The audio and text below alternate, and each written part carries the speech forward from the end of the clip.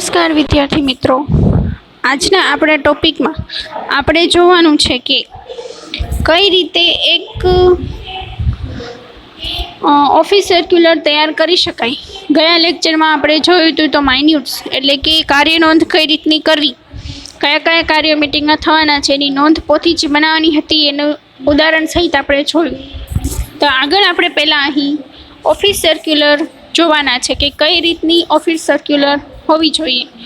એટલે કે ઓફિસનો જે પરિપત્ર છે એ લોકો માટે હોય છે, કર્મચારીઓ માટે હોય છે. તેમાં કયા કયા પોઈન્ટ્સ હોય અને કેવું કેવું ઉમેરવાનું છે, કયા કયા પોઈન્ટ્સને ધ્યાનમાં રાખવાના છે, કયા કયા પોઈન્ટ્સને બાદ કરવાના છે, એ વસ્તુને આપણે અહીં ડિસ્કશન કરીશું.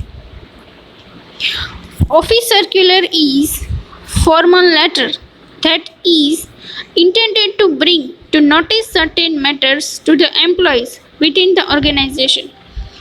જે સંસ્થાના જેટલા કર્મચારી છે એના માટે આ ઓફિસ સર્ક્યુલર એટલે કે ઓફિસનો પરિપત્ર હોય છે. એ એક સામાન્ય લેટર સમાન છે કે જે કોઈ એક ચોક્કસ બાબત ઉપર જે એમ્પ્લોયર છે એને કંઈ નોટિસ મોકલવાની હોય અથવા તો કંઈ જણાવવાનું છે અથવા નેક્સ્ટ મિટિંગ ક્યારે થવાની છે એ બધી બાબતો માટેનું જે પરિપત્ર છે એને અહીં ઓફિસ સર્ક્યુલર કહેવાય છે. With these, staff or co-workers remain aware about the latest event, project, meeting, problem, etc. in the organization.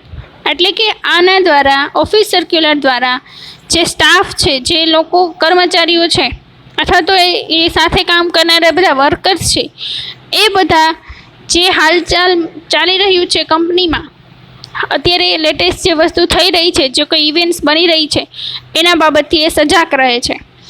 કયા કયા પ્રોજેક્ટ્સ ઉપર લોકો કામ કરી રહ્યા છે, કંપનીમાં ટૂંકમાં શું થઈ રહ્યું છે, મિટિંગ ક્યારે યોજાવાની છે, કોઈ સમસ્યા છે, તો એ બધી બાબતોનું આમાં જાગૃતતા દર્શાવવા માટે અહીં આ સર્ક્યુલર રજૂ થાય છે. Thus, office circular is a medium to disseminate information among the staff members. એટલે કે એના દ્વારા કહી શકાય કે ઓફિસ સર્ક્યુલર એ સ્ટાફના જેટલા મેમ્બર્સ છે એની સાથે કોઈ માહિતી શેર કરવા માટેનું એક માધ્યમ છે. It contains very brief and precise internal matter related to the organization. એ ખૂબ જ ટૂંકાણપૂર્વકની અને જે બાબત જે પોઈન્ટ્સ ઉપર ડિસ્કશન કરવાનું છે અથવા તો જે કંઈ સમસ્યા છે એને રિલેટેડ જ બસ એ સબ્જેક્ટ દર્શાવીને અહીં આપણે આ સર્ક્યુલર તૈયાર કરવાની છે. એ ખૂબ બ્રીફમાં હોવી જરૂરી છે. The subject of the circular is mention on the ટોપ.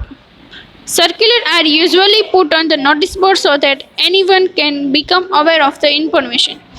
એટલે કે આ જે સર્ક્યુલર છે એનો જે વિષય છે એ હંમેશા ઉપરની બાજુ દર્શાવવાનો છે અને એને મોટા ભાગે નોટિસ બોર્ડ ઉપર મૂકવામાં આવે છે કે જેથી બધા લોકો એનાથી જાગૃત થાય, એના વિશે જાણી શકે.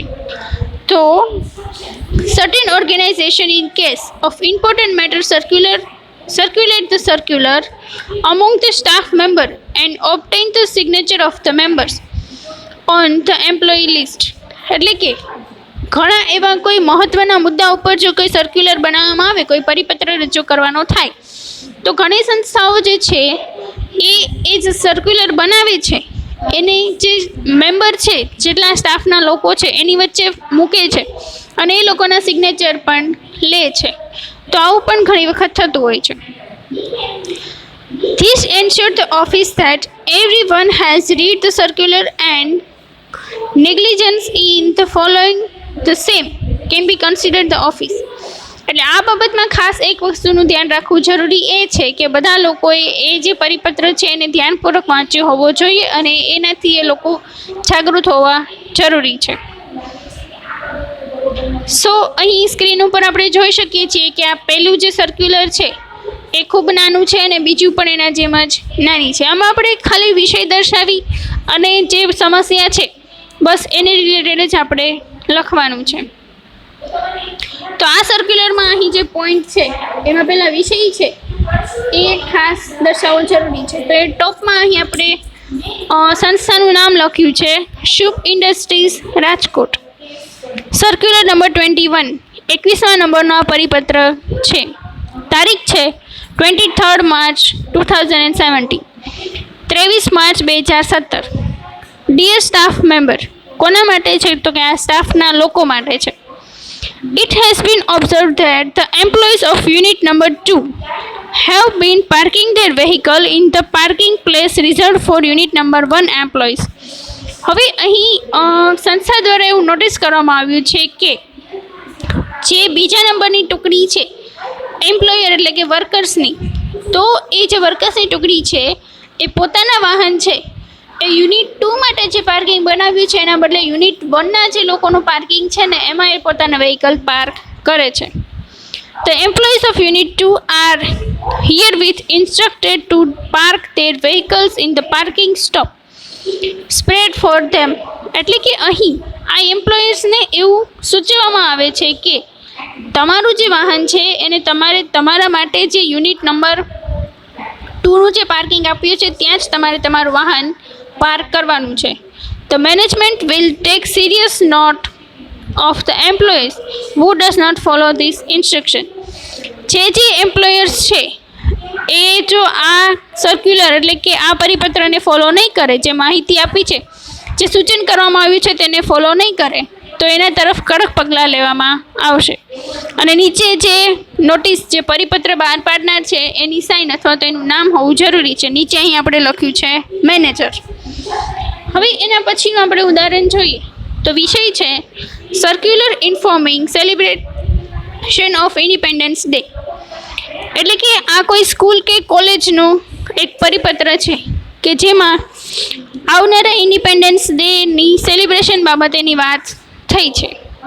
દિવ્ય Jyoti arts and science college, આ એક કોલેજનો પરિપત્ર છે. કોલેજનું નામ છે Divya Jyoti art and science college, Neelam cinema road, Baroda. સ્થળ દર્શાવ્યું છે એ કોલેજનું જે નીલમ સિનેમા રોડ પાસે આવેલી છે અને વડોદરામાં છે. હવે સર્ક્યુલર નંબર છે 45, ડેટ છે 11 August 2015.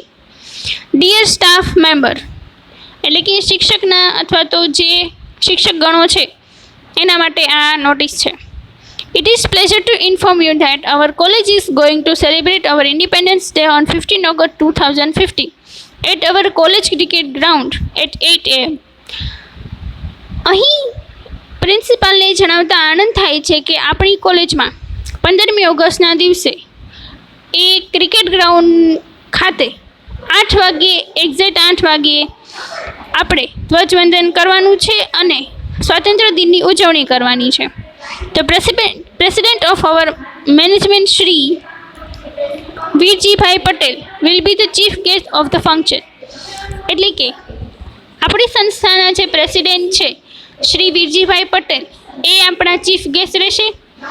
With this, you are informed to remain present before 7:30 am on the day.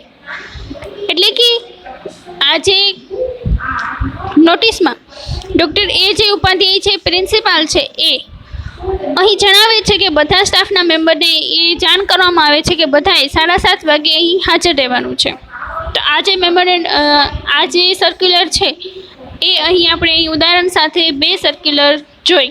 તો પહેલે સર્ક્યુલરમાં વિષય હતો એ વાહન પાર્કિંગનો હતો અને બીજો છે એ શાળામાં ઇન્ડિપેન્ડન્સ ડે સેલિબ્રેશનનો વિષય છે. તો એ વિષયની સાથે આપણે જોઈએ તો અહીં એ જણાવવામાં આવ્યું છે કે કઈ રીતે આ બ્રીફમાં અહીં સર્ક્યુલર રજૂ થઈ છે, તારીખ કોને ઉદ્દેશીને છે અને કયો વિષય છે. બસ એ 3 વસ્તુને આપણે અહીં ધ્યાનમાં રાખી અને સર્ક્યુલર બનાવવાની હોય છે. એના પછીની અહીં એક બીજી સર્ક્યુલર છે an office circular on the postponement of the salary increment. એટલે કે અહીં વિષય એવો છે કે જે સેલેરી બાબતનું ઓફિસમાં જે કાંઈ ઇસ્યુ થયો હોય તો એના બાબતે અહીં આપણે આ સર્ક્યુલર રજૂ કરવામાં આવી છે. તો સર્ક્યુલરનો વિષય એ છે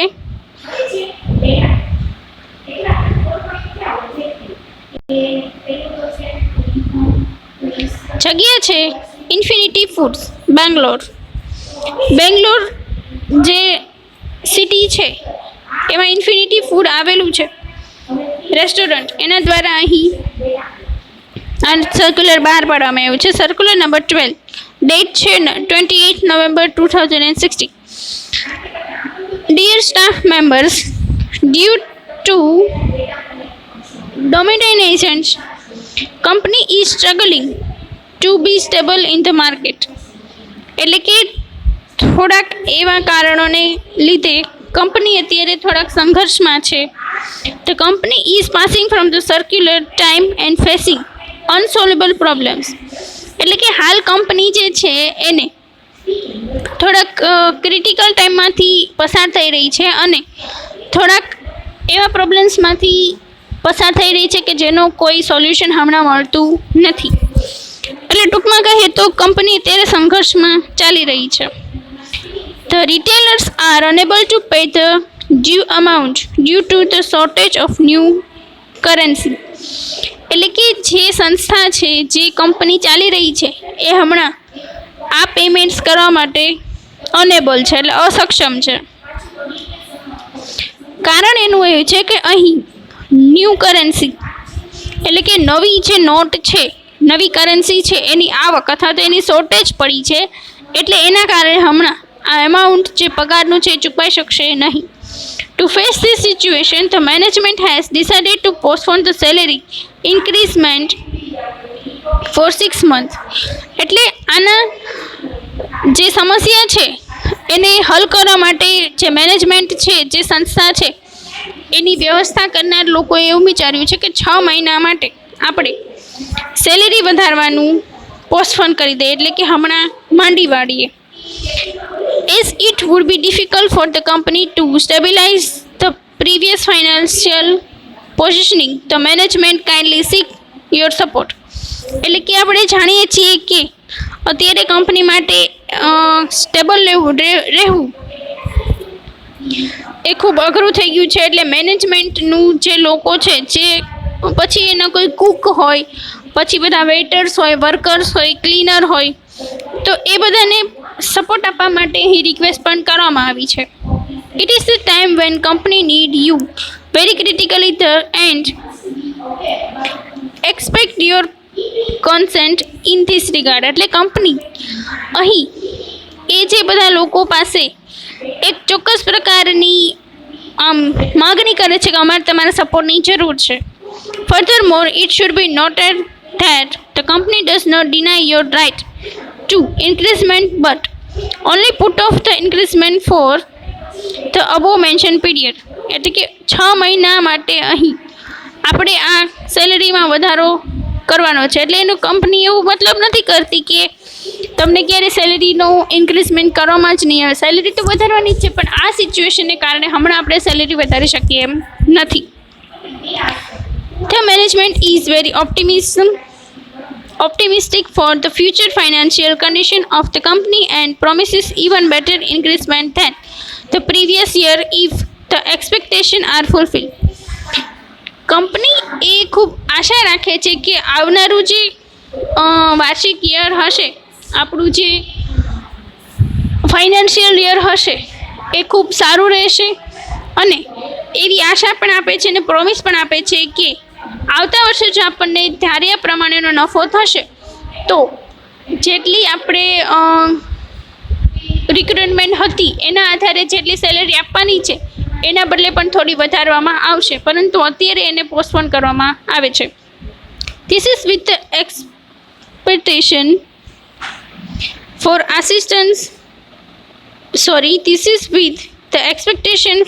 assistance from your side on the above matter. એટલે એવી આશા રાખવામાં આવે છે કે આ બધા તરફથી તમને પૂરો સપોર્ટ મળશે. Doctor S.U. Desai, managing director. આ જે સર્ક્યુલર છે એ ડૉક્ટર S.U. દેસાઈ દ્વારા બહાર પાડવામાં આવ્યું છે. સો આપણે એકસાથે 3 એવા સર્ક્યુલરના ઉદાહરણ જોયા. તો એ 3 ઉદાહરણ ઉપરથી આપણે જાણી શકીએ છીએ કે સર્ક્યુલર કઈ રીતની હોઈ શકે, સર્ક્યુલરમાં કયા કયા પોઈન્ટ્સને મેન્શન કરવા, જે સમસ્યા છે એને રજૂ કરવી ચોક્કસ રીતે, અથવા તો કોઈ સૂચન આપવાનું છે, કોઈ સેલિબ્રેશન કરવાનું છે સંસ્થામાં, તો એના માટે આ નાના નાના પરિપત્ર કઈ રીતના બહાર પાડવા એ અહીં મેન્શન કરાયું છે.